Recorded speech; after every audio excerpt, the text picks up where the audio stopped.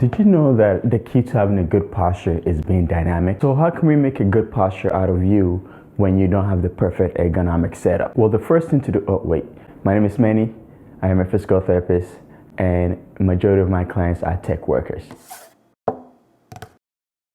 The first thing that you want to do when you don't have the perfect ergonomic setup is to try to change your location of work as often as possible. Personally, I cycle between 3 workstations: my small dining table, a high table in the lobby of my current building that I live in, and then a cafe. If the key to having a good posture is being dynamic, then the act of changing your environment can be helpful to influence different degrees of positioning. So to put it simply, changing your environment every so often can be extremely helpful to help influence different types and different behaviors of sitting instead of sitting in the same repetitive pattern. The second thing that you should consider doing if you do not have the perfect ergonomic setup is to consider exercising before you sit in front of your computer to work all day. Doing this will be helpful for your body to be able to sustain the abuse that you will inevitably put it through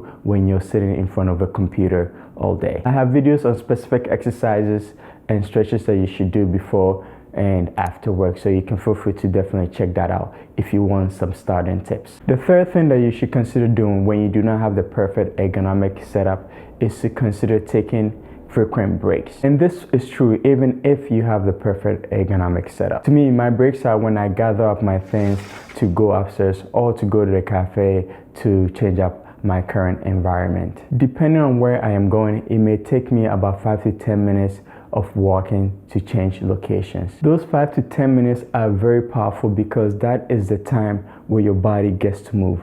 Remember, if good posture is being dynamic, that is the best time where your body gets to move and be dynamic. It gives your body a chance to nourish itself and gives your body a chance to loosen up in areas that it was stiffening up on because of your sitting position.